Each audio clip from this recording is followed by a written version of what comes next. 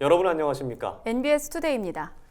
농가들이 유기질 비료를 구입할 때 정부가 구입비의 일부를 지원해주는 사업이 바로 유기질 비료 지원 사업이죠. 이 사업을 중앙정부에서 지자체로 이관하는 논의가 진행 중인 것으로 알려졌습니다. 사업이 이관되면 지자체 예산에 따라 지역 간 농가 지원 규모가 달라지고 유기질 비료 품질 관리도 어려워질 것이란 전망이 나오고 있습니다. 김인경 기자가 취재했습니다. 대통령 소속 자문위원회인 자치분권위원회가 유기질 비료 지원 사업의 소관을 중앙정부에서 지자체로 이관하려는 논의를 진행 중인 것으로 알려졌습니다.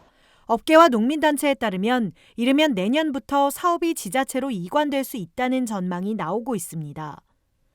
유기질 비료 지원 사업은 농가가 퇴비, 혼합 유박, 유기 복합 비료 등 유기질 비료를 구입할 때 그 구입비의 일부를 지원하는 사업입니다. 20kg 한 포대당 800원에서 1,100원이 지원되는데 매년 70만 농가가 230만 톤가량의 유기질 비료 구입비를 지원받고 있습니다. 올해는 국고 1,130억 원 등 모두 1,808억 원의 사업비가 책정돼 있습니다.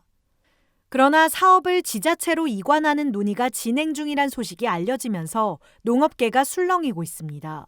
가장 우려스러운 건 농촌 지자체의 낮은 재정 자립도로 앞으로 사업이 축소될 가능성이 크다는 점입니다.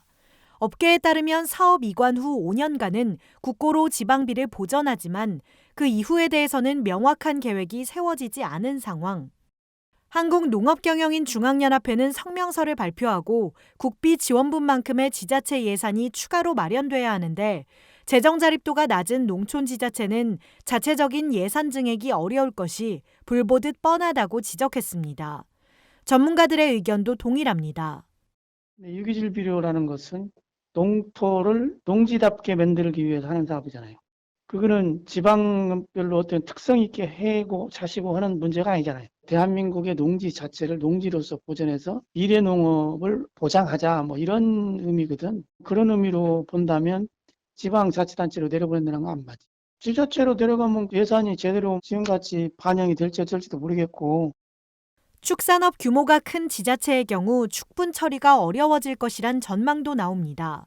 경기도나 전라북도의 경우 축분의 절반가량이 다른 도로 나가야 하는데 타 지자체에서 자체 생산 축분 퇴비에만 지원 예산을 배정할 경우 축분 대란이 발생할 수 있다는 설명입니다.